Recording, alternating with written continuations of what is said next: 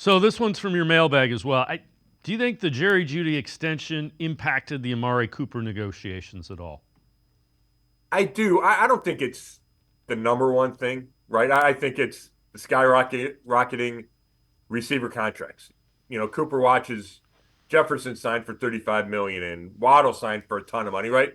And all of a sudden, Cooper's tied for 20th in the league in receiver compensation. And he looks around, he goes, I'm better than that. I'm a Pro Bowler. I had career high 1,250 yards last year. So I think the contracts at the position are the number one reason. I think the leverage that he feels he has. He's entering the last year of his contract. There's no guarantees. I mean, he'll get paid this year, right? Because he's under contract. But there's no guarantees this year, even. There's no guarantees beyond. I think he looks at it as, hey, I just turned 30. This is kind of might be my last chance to get really big money that might not even be there in March if he plays out the season.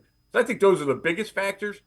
But, I don't think he can ignore Jeudy getting a contract for $50 million, the contract extension for $50 million, when there is a finite salary cap, right? There's only so much money to play at a position. I think you could make a reasonable conclusion that some of that money probably was taken out of money that could have been paid to Cooper.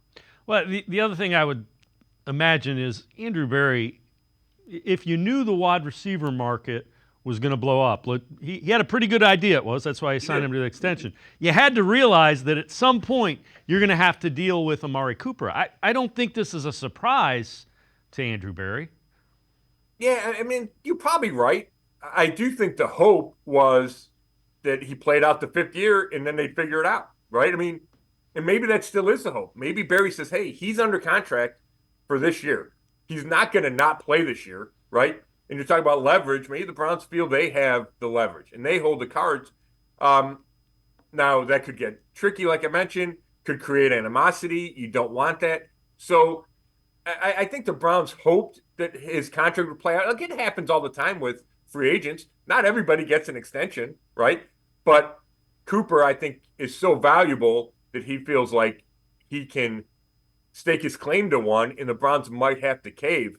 But even if the Browns saw this coming, I think they hoped that they could have him play out his contract and then figure out the future of the receiver position, after the season. Yeah, that's probably very fair. The one thing that I would say, can you remember Andrew Berry? This front office, and maybe I don't think there's ever been a contract negotiation. I mean, I think even back to the Odell Beckham thing. They could have hardlined Beckham. They released, they bought him out. They released him. He's pretty good at finding a way to not make it, a problem with negotiations. He is. The Beckham situation is interesting because, Beckham wanted his way out and how they handle that. The two that I come back to are, when David Njoku wanted to trade, the Browns said no. Yeah. And they played hardball, and Njoku didn't have a ton of leverage, and he had to play, and now he turned into a Pro Bowler and, one of the linchpins on this team. And then Kareem Hunt tried to hold in, and the Browns were like, hey, you have no leverage. We're not going to trade you.